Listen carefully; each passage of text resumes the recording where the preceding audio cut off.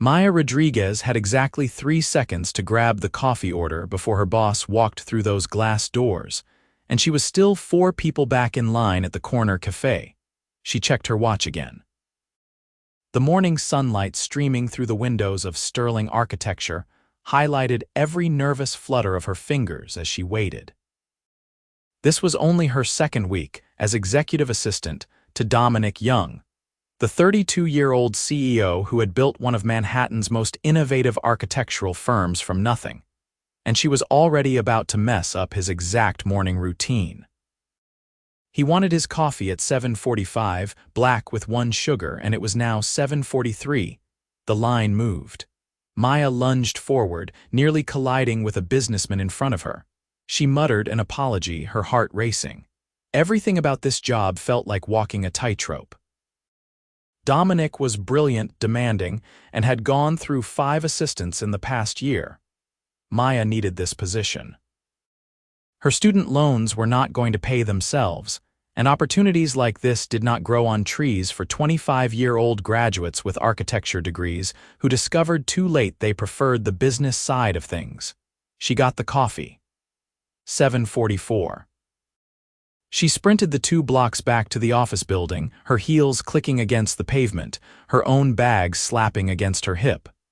The security guard gave her a knowing look as she rushed past. 7th floor. The elevator took forever. Maya watched the numbers climb, trying to catch her breath, trying to look professional and composed instead of like someone who had just run a race. The doors opened. She walked quickly but carefully toward the executive suite, and there he was, standing by her desk, checking his phone. Dominic Young looked up, dark hair, sharp jawline, eyes that seemed to calculate everything in an instant. He wore a charcoal suit that probably cost more than her monthly rent. "Good morning, Maya." "Good morning, Mr. Young." She handed him the coffee cup, praying her hand was not shaking. "Black with 1 sugar." He took it, and something flickered across his face. Surprise, maybe. "You ran to get this." It was not a question. Maya felt heat rise to her cheeks. "I wanted to make sure it was on time. The coffee place was packed this morning, I saw from my car." He took a sip, then met her eyes. "You did not have to run. I am not unreasonable despite what you might have heard." Maya smiled despite herself. "I have not heard anything. You are a terrible liar." But there was the hint of something lighter in his voice. "We have the Riverside project meeting at 9. I need the revised blueprints, the cost analysis, and the zoning variance documents. Can you have everything ready in the conference room by 8:30? "Already done. I prepared it yesterday afternoon." Now he definitely looked surprised. "You anticipated the meeting prep. Your calendar showed the Riverside meeting. I figured it made sense to get ahead of it." Maya set her bag down at her desk, pulling up her computer. "Is there anything else you need for it?" Dominic studied her for a moment, and Maya could not quite read his expression. "No, that's perfect, thank you." He walked into his office, and Maya released a breath she had not realized she was holding. She had survived another morning. The Riverside project meeting went smoothly. Dominic presented the designs with the kind of passion that made even zoning regulations sound exciting. Maya took notes, managed the documents, and fielded 3 urgent calls from other clients without disrupting the flow. By the time the clients left, clearly impressed, it was nearly noon. Maya. Dominic appeared in her doorway. "Lunch. There is a Thai place 2 blocks south. Get whatever you want and bring it back. We need to discuss the Patterson account."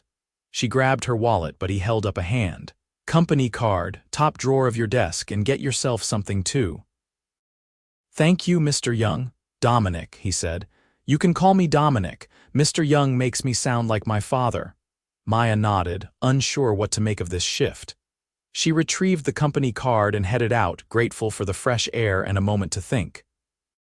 Everything about Dominic was intense. The way he worked, the precision he demanded, the way he seemed to see through any pretense. But there was something else too, something she was trying very hard not to notice. The way his eyes focused when he listened. The rare moments when he smiled, really smiled, and his whole face changed, she pushed those thoughts away firmly.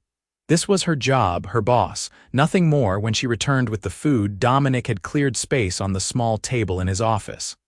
"Come in. Sit." They ate while discussing the Patterson account, a potential museum project that would be the firm's biggest commission yet. Dominic explained his vision, sketching ideas on a notepad between bites of pad thai. Maya found herself drawn in, offering suggestions about the presentation timeline, the stakeholder management approach. "You studied architecture," Dominic said suddenly. "Yes, Columbia." "Why are not you designing?" Maya set down her fork. It was a question she had asked herself many times. "I love architecture, but I realized I love the process of making things happen more than the actual design work. Coordinating, planning, seeing projects come together. Does that make sense?" "Perfect sense." Dominic leaned back in his chair. "Good design is only half the battle. Execution is everything. You have instincts for this." The compliment caught her off guard. "Thank you. I mean it. The last 5 assistants I had treated this like a stepping stone or a paycheck. You treat it like it matters." "It does matter," Maya said.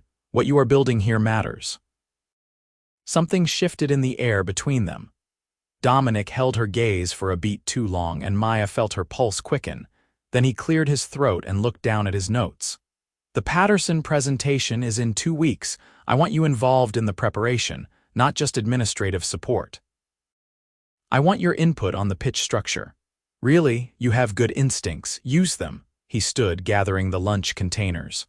"Also, no more running for coffee. We will adjust the morning timeline. I can survive if my coffee arrives at 7:50.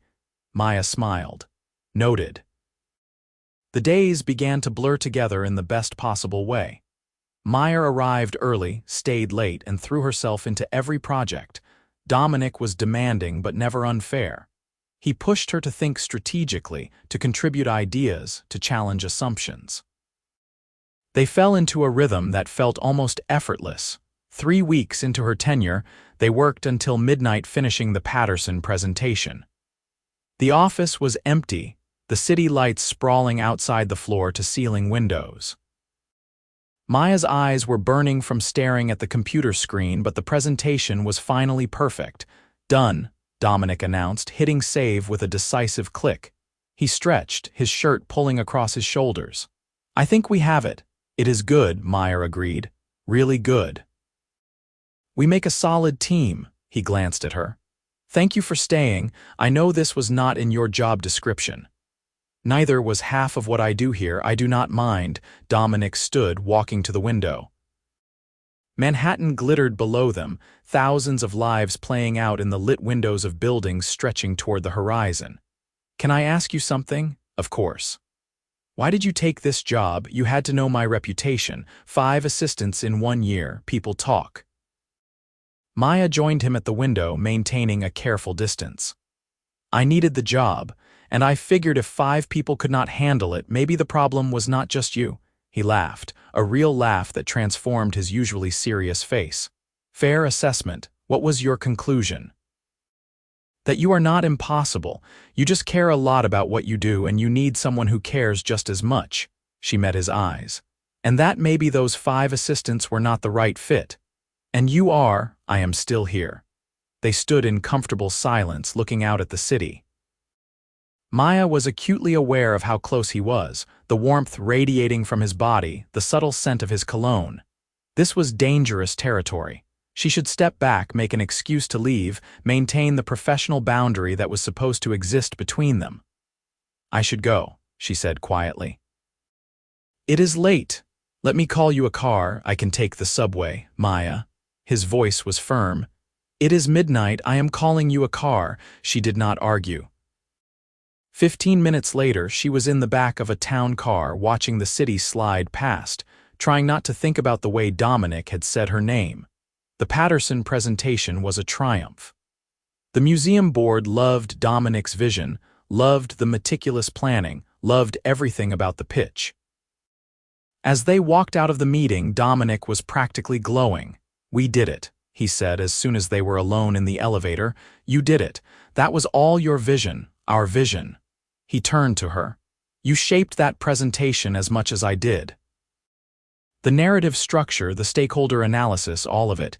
We did this together. Maya felt happiness bloom in her chest. It felt good, really good.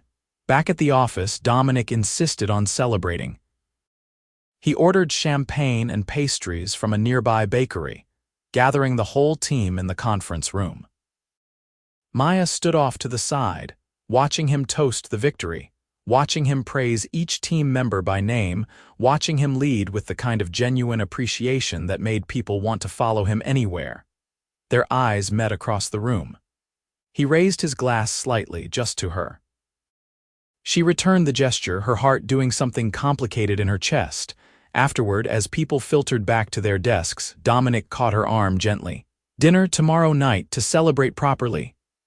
"With the team?" "No, just us," he paused. "Unless that makes you uncomfortable." Everything about this should make her uncomfortable. But Maya found herself nodding. "Okay, good, I will pick you up at 7.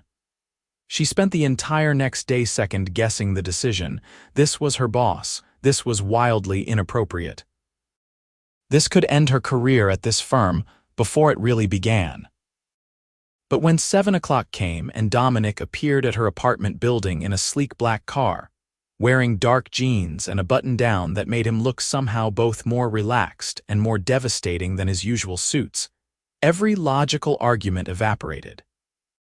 "You look beautiful," he said when she slid into the passenger seat. "Thank you." She had agonized over her outfit, finally settling on a simple black dress that could be read as either professional or personal. He took her to a small Italian restaurant in the West Village, the kind of place that did not look like much from the outside but had the most incredible food.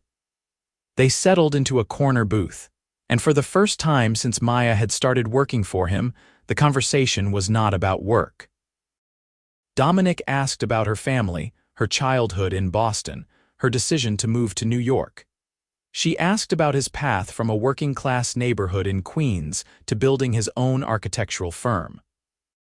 He told her about his father, a carpenter who had died when Dominic was 20, who had taught him that building things with your hands was noble work. She told him about her mother, a teacher who had worked 2 jobs to put Maya through college, who had instilled in her the belief that hard work could take you anywhere. "She would like you," Maya said without thinking. Dominic leaned forward. "Would she?" "She has always told me to find work that matters with people who matter. You matter, Dominic. What you are building matters."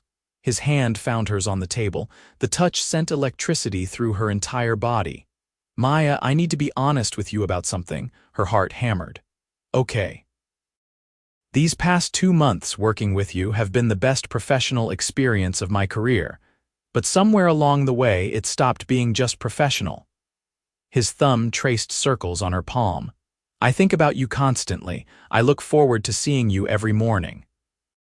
I find excuses to keep you working late just so I can spend more time with you. And I know this is complicated because I am your boss and there are power dynamics and this could be a disaster. Dominic, let me finish." He took a breath. "If this is one-sided, if you do not feel anything beyond professional respect, tell me now. We will forget this conversation happened. Your job is secure regardless, I promise you that.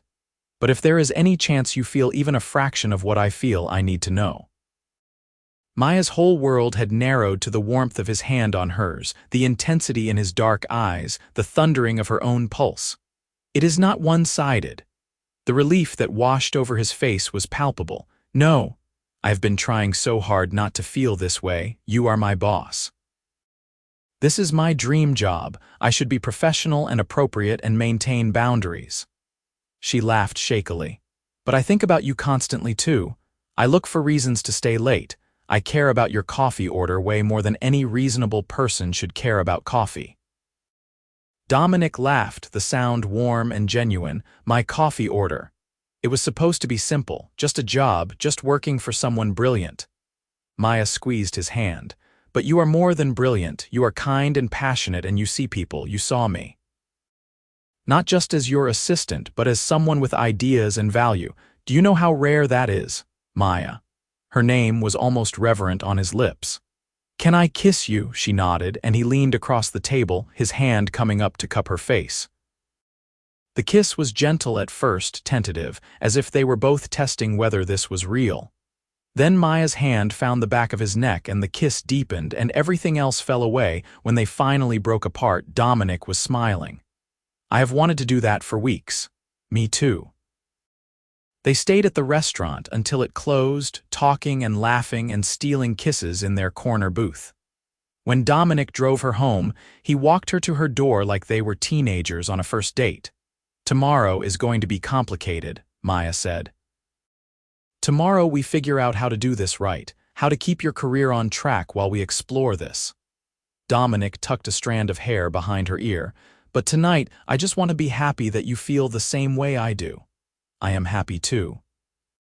He kissed her once more, slow and sweet, before reluctantly stepping back. "Good night, Maya." "Good night, Dominic." The next morning felt surreal. Maya arrived at the office at her usual time, and when Dominic walked through the glass doors at 7:45, their eyes met and she felt that same electric connection. But at work they were professional, focused, appropriate. It was after hours that everything changed. They started spending evenings together, grabbing dinner after long days, taking walks through the city, learning each other outside the confines of sterling architecture. Dominic showed her the buildings that had inspired him, the projects that had shaped his vision.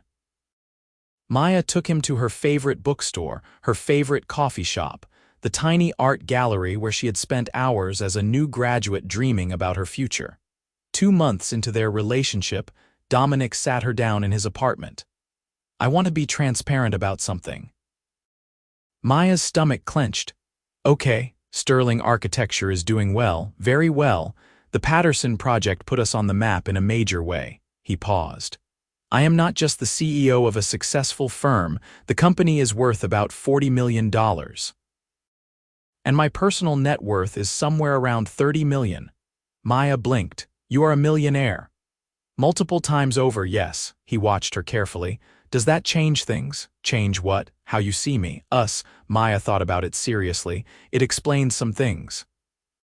The car, the apartment, the way you carry yourself, but it does not change who you are. You still get excited about good design. You still work 70-hour weeks because you care about the projects. You still remember everyone's names on the team." She took his hand. "You are still the man I am falling in love with." "Falling in love with?" His voice was soft. "Yes." There was no point in hiding it. "I am falling in love with you, Dominic." He pulled her close, kissing her with an intensity that stole her breath. "I am already in love with you, completely.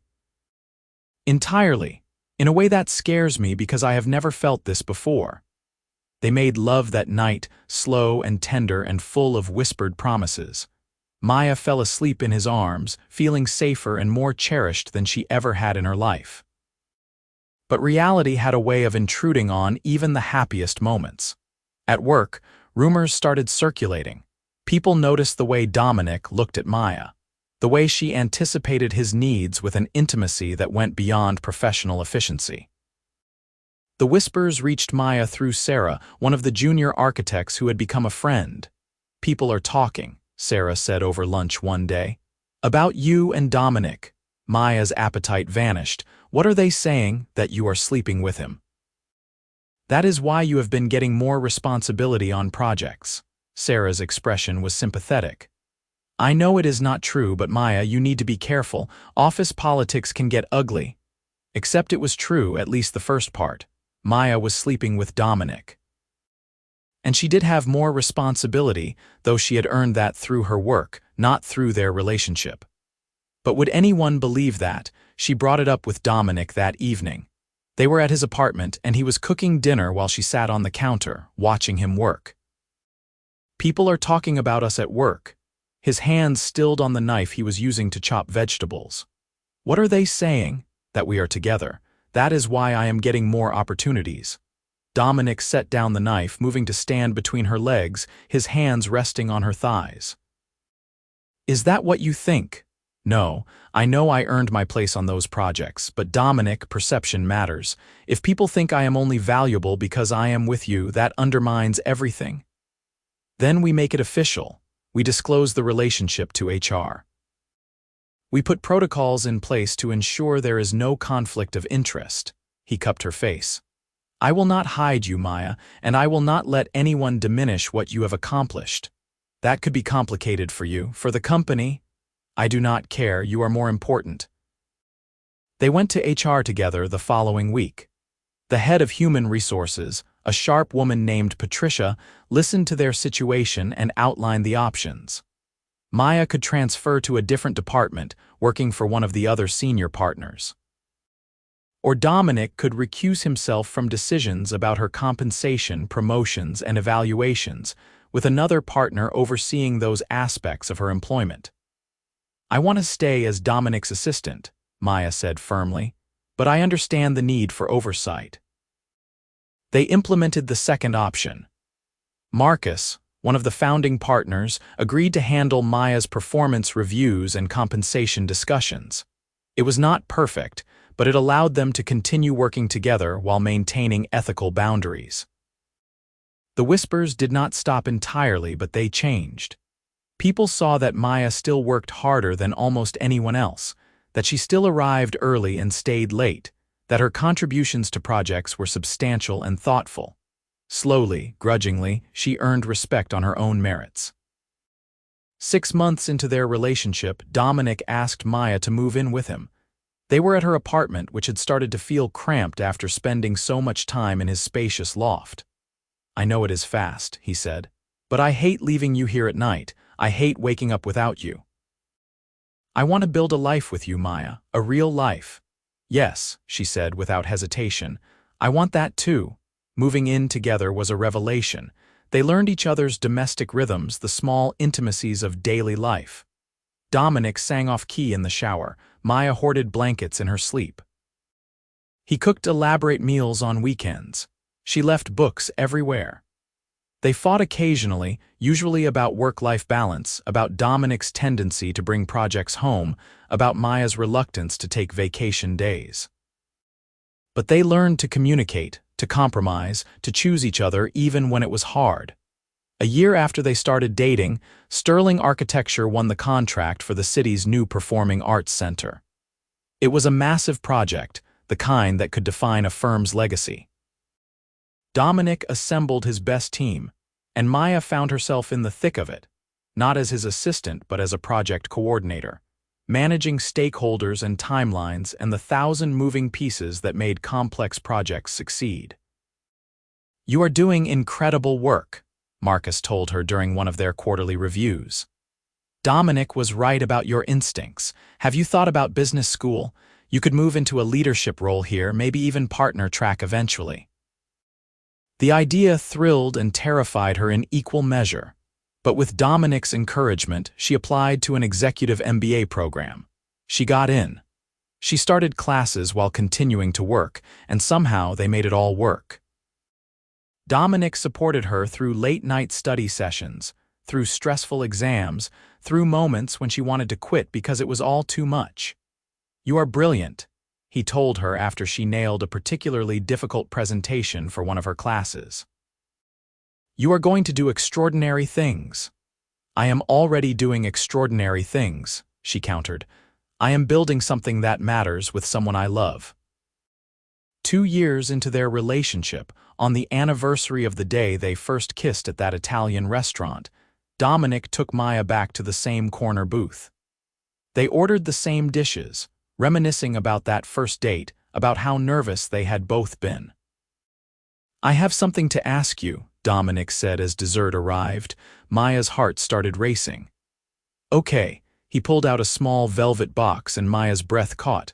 Maya Rodriguez, you walked into my life and changed everything. You made me better, happier, more whole. You have challenged me and supported me and loved me in ways I did not know were possible. He opened the box, revealing a stunning diamond ring. Will you marry me? Yes. The word came out choked with tears. Yes, absolutely yes. He slid the ring onto her finger, and they kissed across the table just like they had 2 years ago, except now it was not tentative or uncertain. It was the kiss of two people who knew exactly what they wanted, who had built something real and true and lasting. They got married 6 months later in a small ceremony at the Botanical Gardens. Maya's mother cried through the entire ceremony. Dominic's younger sister served as best woman, teasing him about finally finding someone who could put up with his perfectionism. Marcus gave a toast about watching their relationship grow, about how rare it was to find a partner in both work and life. To Maya and Dominic, he concluded, raising his glass, may you continue building beautiful things together. The Performing Arts Center opened a year after their wedding. It was stunning, a soaring structure of glass and steel that seemed to capture light and transform it into something transcendent. At the dedication ceremony, Dominic gave a speech about vision and collaboration, about the hundreds of people who had made the project possible. But when his eyes found Maya in the crowd, she knew who he was really talking about. That night back in their loft, Maya stood at the window looking out at the city. Dominic wrapped his arms around her from behind, his chin resting on her shoulder. "Do you remember the first time we stood like this?" he asked. "The night we finished the Patterson presentation, I knew then that I was in trouble. Trouble? I was falling for my boss. It was wildly inappropriate and potentially career-ending, and I could not stop myself." She turned in his arms. "Best decision I ever made." "Second best," Dominic corrected. "The best decision you made was saying yes when I proposed," she laughed. "Fair point. I have news," he said. "Marcus is retiring next year. The partners want to know if you would be interested in taking his place. Not just as a partner, but as Chief Operating Officer. You would be overseeing the business side of every project, working with all the senior architects." Maya's eyes widened. "Are you serious?" "Completely. You have earned this. Your work on the Performing Arts Center, your strategic thinking, your leadership, you are ready for this. That would mean we would truly be building this company together. We already are. This just makes it official." Maya accepted the position. As CEO, she shaped sterling architecture into one of the most respected firms in the country.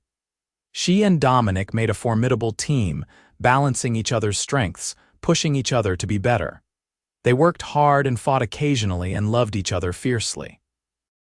3 years after their wedding, Maya found out she was pregnant. Dominic cried when she told him, actual tears streaming down his face as he held her close. "We are going to be parents," he said, wonder in his voice. "We are," she confirmed.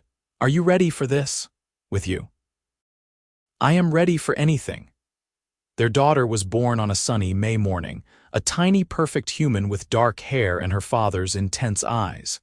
They named her Alina after Dominic's father, and from the moment she entered their lives, everything shifted. Dominic, the man who had once worked 70-hour weeks without blinking, now left the office at 5 to be home for bath time. Maya, who had climbed so high so fast, discovered that her greatest achievement was not any building or business victory, but the family she had created with the man she loved. 2 years after Alina, they had a son, Christopher.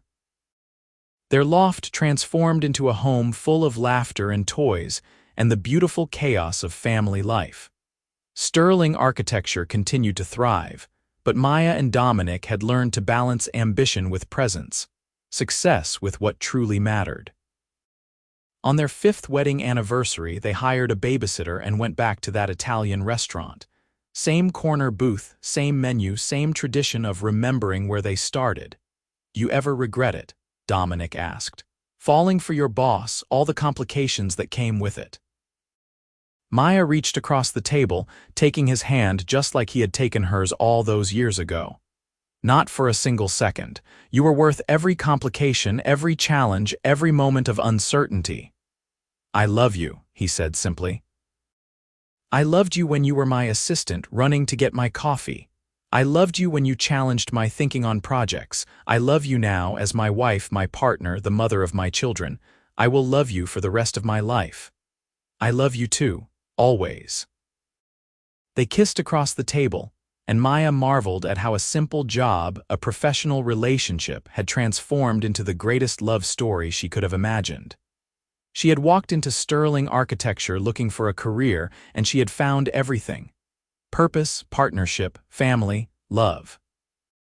The professional boundary had blurred into something infinitely more beautiful, and Maya would not change a single moment of it.